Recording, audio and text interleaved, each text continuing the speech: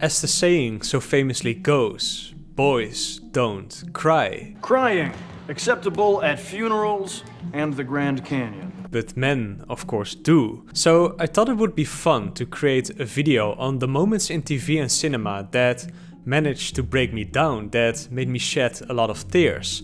Also because I think it is interesting how personal and subjective it is. I was chatting about it with some other video essayists like Thomas Flight, like Stories of Old, and Hillier Smith. And although there was some overlap, we also all had different answers. So in this video I basically want to fill in my personal "I can't believe he didn't cry at the Titanic" meme with a list of 8 movie and TV show moments that made me cry manly tears, or more accurately, made me sob uncontrollably. Those some manly tears, okay?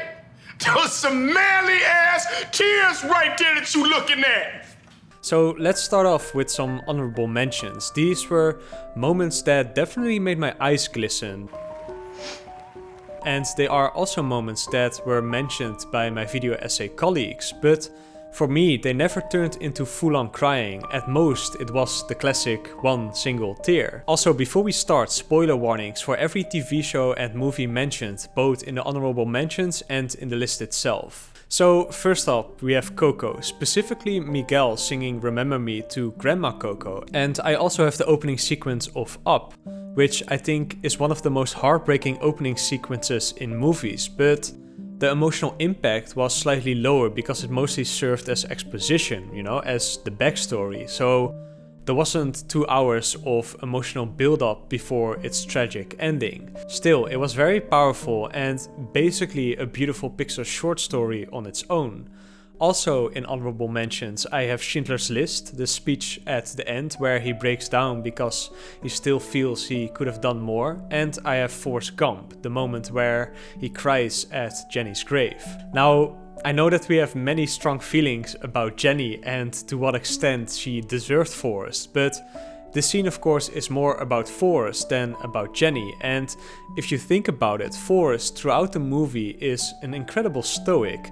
Even though it is partly because of his intelligence level, he is always handling stressful and painful situations very calmly and in a resilient manner. So to see him breaking down this way at the end of the movie, to see how deeply he feels, it is moving. The last 2 honorable mentions are the ending of the movie Warrior, where the brothers reunite, and Inside Out, where Riley feels both happiness and sadness at the same time. Because happiness and sadness might seem like opposites, but they are deeply intertwined, and this is why we cry during the happiest moments of our lives. And as one of the most prolific philosophers of our time famously said about sadness, "The only way I can feel this sad now is if I felt something really good before. So I have to take the bad with the good.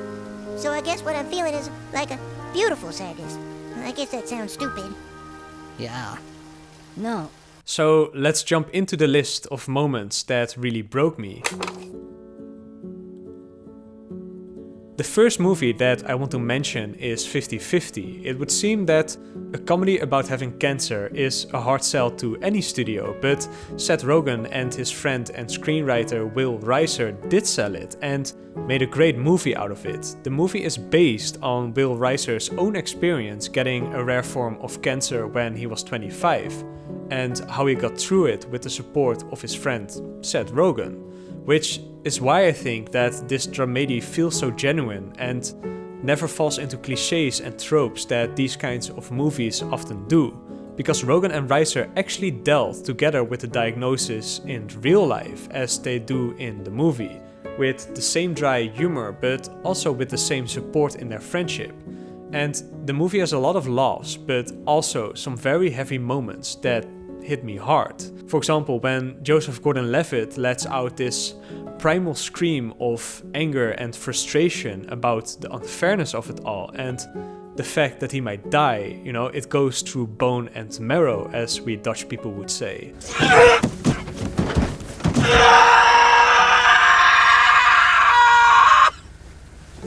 But the moment that always gets me, that makes me cry, is in the hospital right before surgery, where he doesn't know if he will wake up again, where he is trying to face it with bravery and even has to comfort his own dad, who is suffering from Alzheimer's and does not really know what is going on.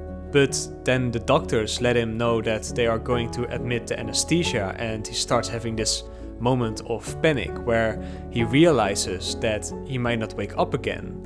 He then surrenders and he just whispers, Mom.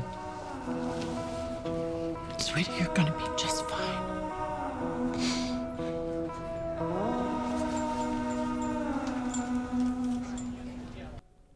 And this moment of vulnerability always makes me cry. It is a scene that is also truly great because of its soundtrack, which is called The Other Side of Mount Heart Attack by a group called Liars.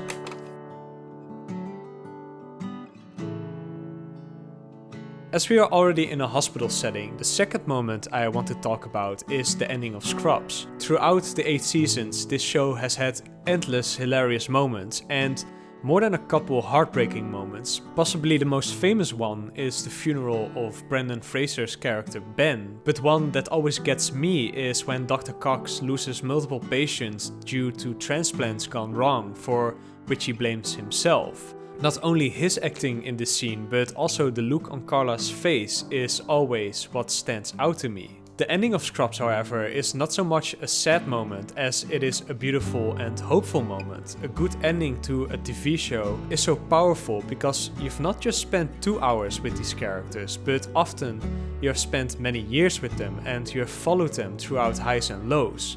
Now, JD is a character who often gets lost in his own fantasies. I'm telling you, you guys should daydream more often. All you have to do is tilt your head to the left and then let your mind run free like an eagle. The show ends with him having one final fantasy about his future, where his biggest hopes come true, that it is going to be alright, and it is suggested that all of it will come true. Who can tell me that my fantasies won't come true? Just this once. This ending is also made more powerful by a great music choice, but on a personal level, Scrubs was my comfort show between 18 and 24, which is a time where I think a lot of young people are facing a lot of big choices and uncertainties about the future, if it will shape up in a way that you hope. At least for me, that was the case. So this moment that suggests that despite all the heartbreak and unfairness that JD sees in his work as a doctor every day, that there's also the possibility that you will have this beautiful future in front of you, it always touched me.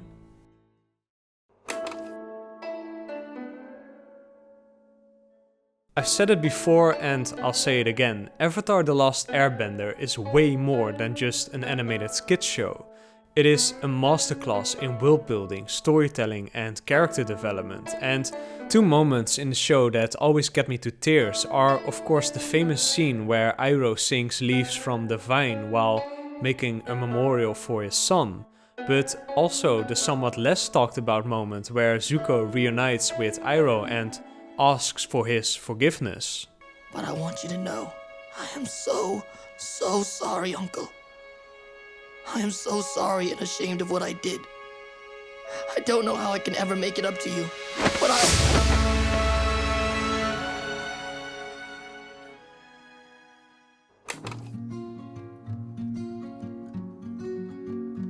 Now, Wonder tells the story of August, or Augie Pullman, a young boy who was born with facial abnormalities, and he has to leave homeschooling behind and enter into the 5th grade of a regular school.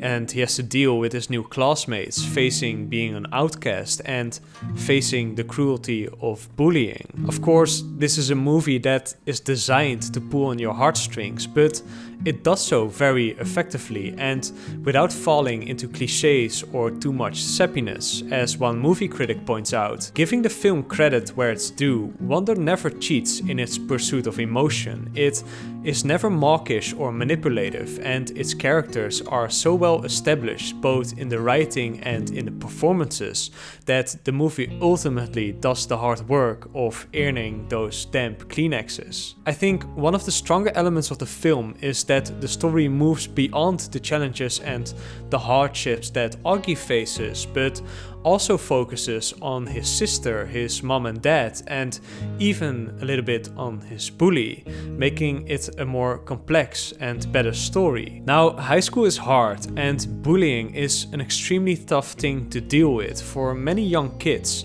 It is something that is close to my heart, as I had 1 year in high school where I was bullied when I was 12 years old, which was a tough year. It feels extremely lonely when you realize that your supposed friends are perfectly willing to hurt you to gain a little bit of social status within the social hierarchy of 12-year-olds.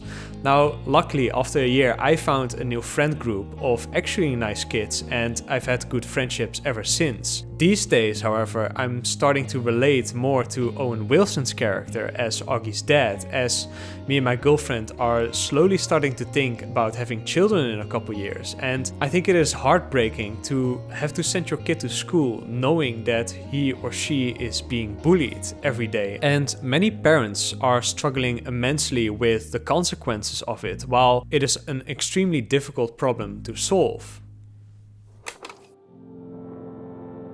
In this movie, rocks with googly eyes will make you cry, which is a fantastic accomplishment of cinema, and the movie is also a fantastic exploration of the complicated relationship between first-generation immigrant Chinese or Asian parents and their second-generation immigrant children. You have to try and eat healthier. You are getting fat. Who often find themselves in between the Western cultural mindset they are growing up in and the traditional Chinese or other Asian country, like for example South Korea, mindset of their parents. And I do not of course have first-hand experience with this, as both my parents are Dutch, but since my girlfriend is by coincidence American Chinese, Everything Everywhere All at Once did feel somewhat personal. Also, on a final note, for me it was rocks with googly eyes, but my video essay colleagues mostly talked about the moment where Waymond tells Evelyn he would have been happy to spend a lifetime doing laundry and taxes with her. 我想告诉你，如果有来生，我还是会选择和你一起报税、开洗衣店。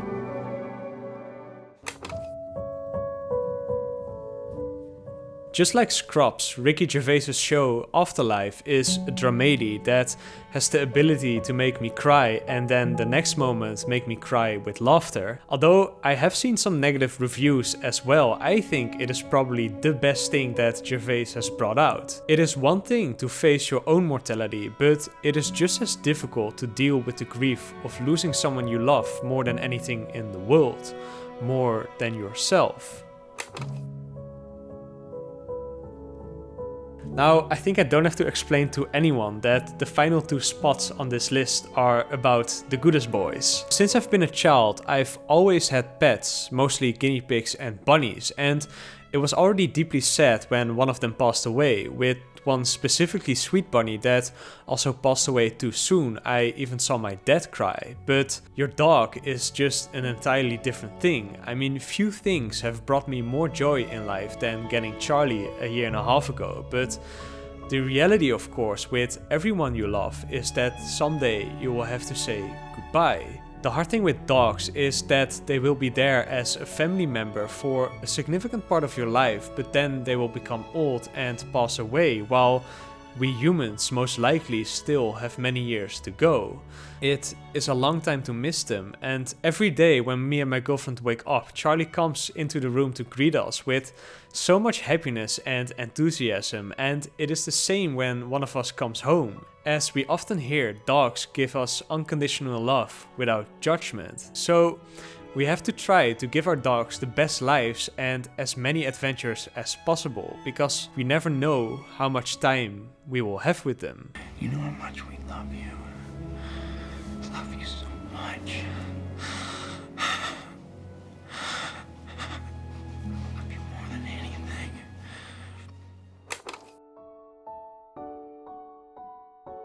Of course, in some cases, it is not we humans that have to say goodbye to our dogs, but our dogs that have to say goodbye to us. And this brings me to the final movie in this list, the true story of a dog in Japan who goes to the train station to welcome home his owner every day, until one day the owner does not come home because he passed away from a heart attack.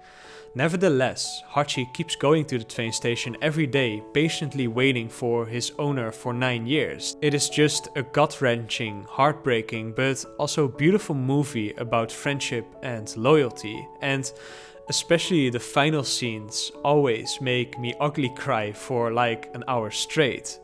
The movie is in a sense a remake of the 1987 Japanese movie, which is based on a true story from 1934.